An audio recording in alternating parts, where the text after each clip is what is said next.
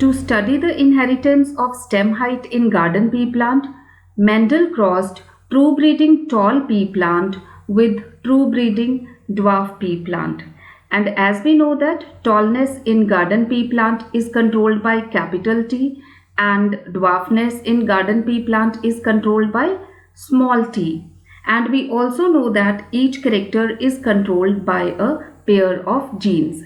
Now in this case the another allele will also be capital T because tall plant is true breeding. It is homozygous. So tall plant is having this genotype capital T, and as we know that recessive alleles can only express in homozygous condition. So here the another allele in gene pair will also be small t.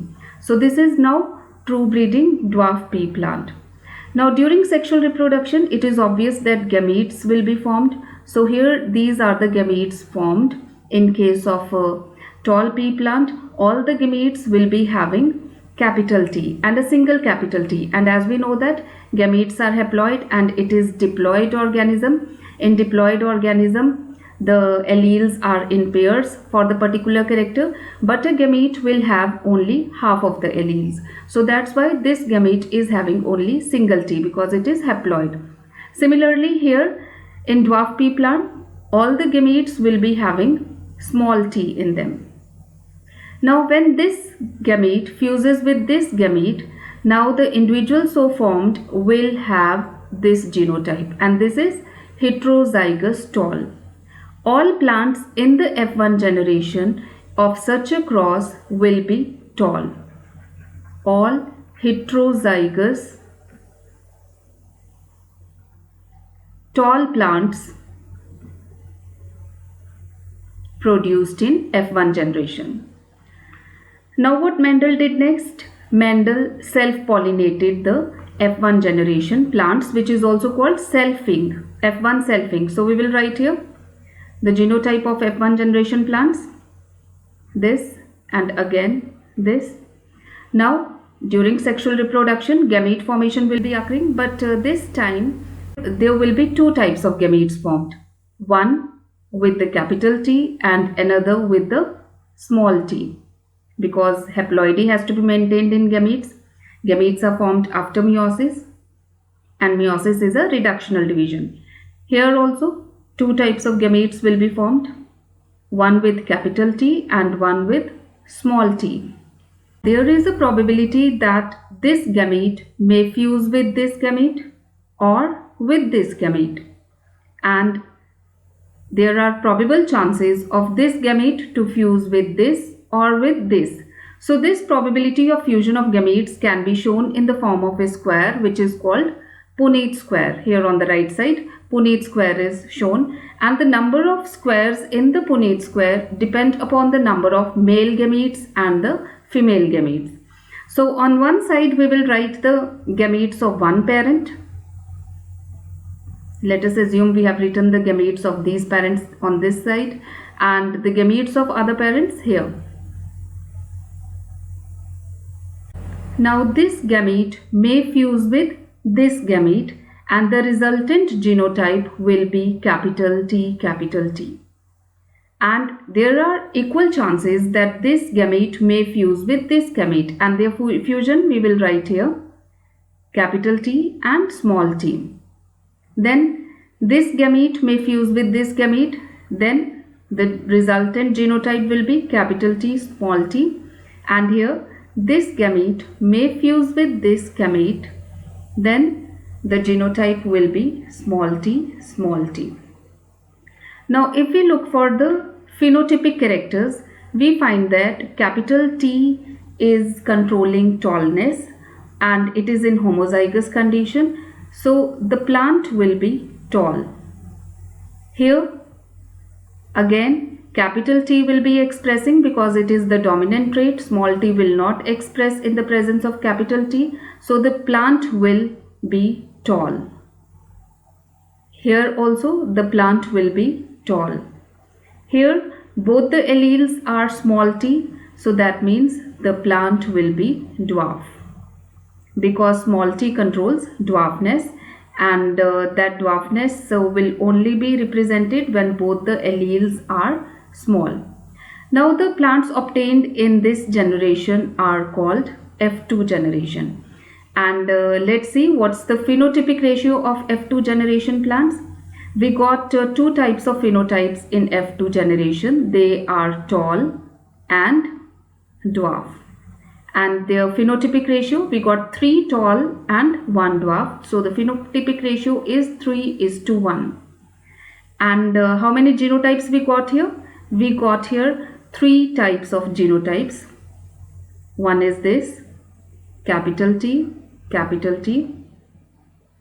Then 2 of these, capital T and small t, and 1 small t, small t. So in what ratio these are obtained? 1:2:1. Now this cross, which is studied by Mendel, is about the inheritance of a single character. And what was that single character? It was about the inheritance of stem height. So the crosses which involve the study of inheritance of one character, such crosses are called monohybrid crosses. So this is a monohybrid cross, and in monohybrid cross phenotypic ratio is 3:1 and genotypic ratio is 1:2:1. And also we notice that in F1 generation only one of the phenotype could express, and in F2 generation both the phenotypic characters appeared. To study the inheritance of seed shape in pea plant, Mendel crossed true breeding pea plant with round seeds, that is capital R, with true breeding pea plant with wrinkled seeds, that is small r. Then gamete formation, fertilization. These are the plants obtained in F1 generation. They were all plants with round seeds.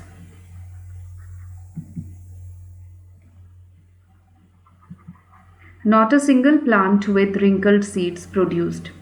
And next, F1 selfing.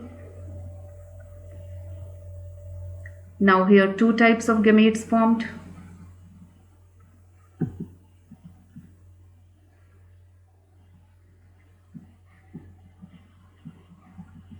And to see the probability of their fusion, we will write the gametes here. Always encircle the gametes. And then we will write if this gamete fuses with this one.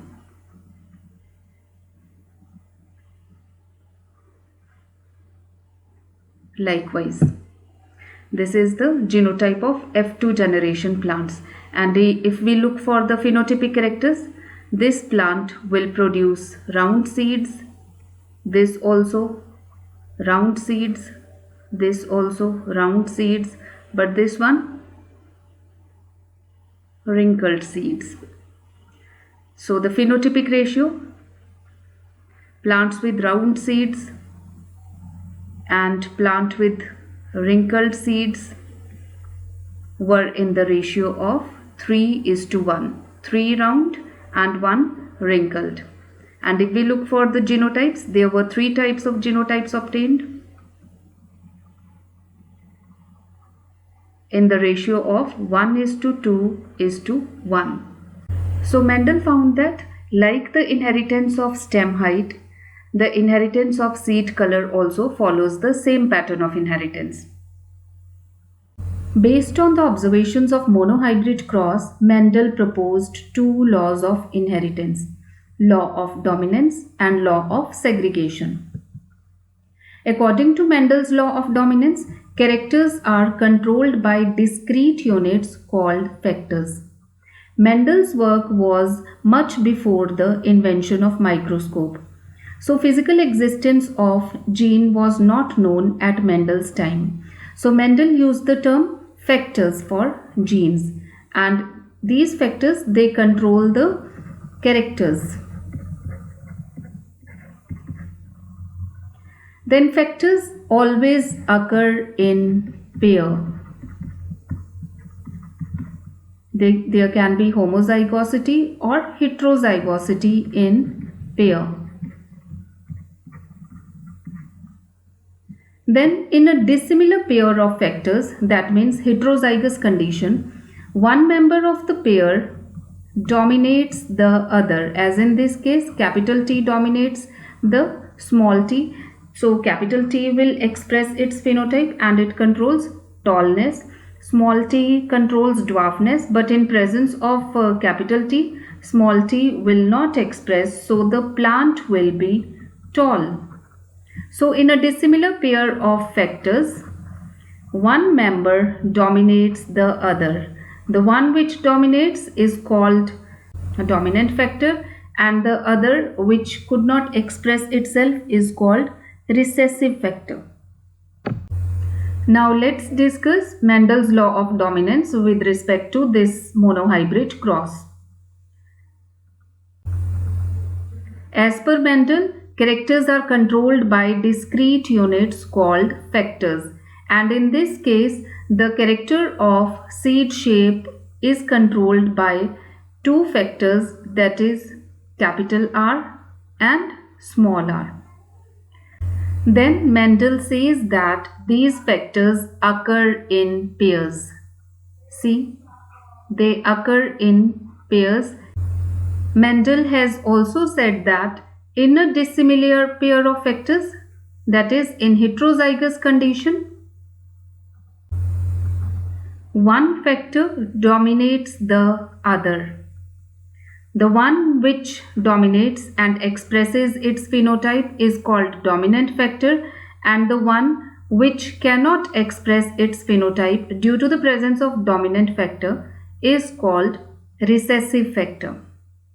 So this is the reason why in F1 plants all plants with round seeds were produced, and in F2 generation both types of phenotypes, round seeds as well as wrinkled seeds, appear. Now why wrinkled seeds appear? Because F1 plants have that recessive factor but it could not express.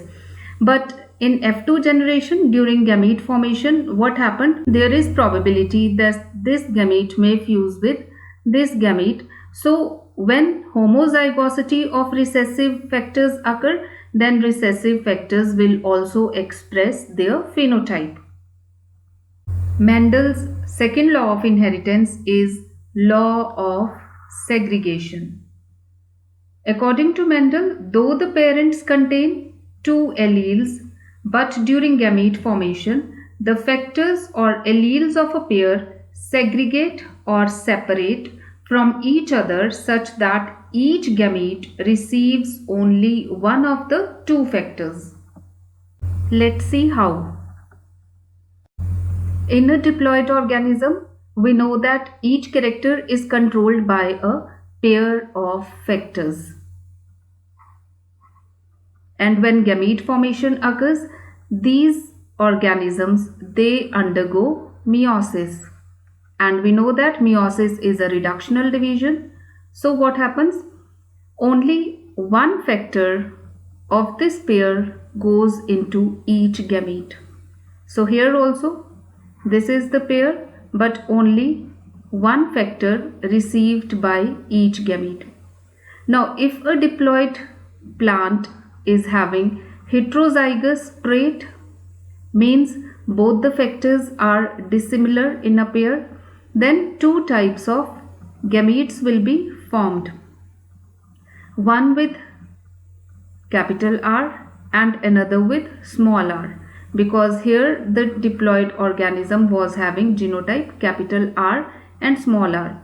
And law of segregation states that these factors, they separate such that each gamete receives a single factor from each pair of factor.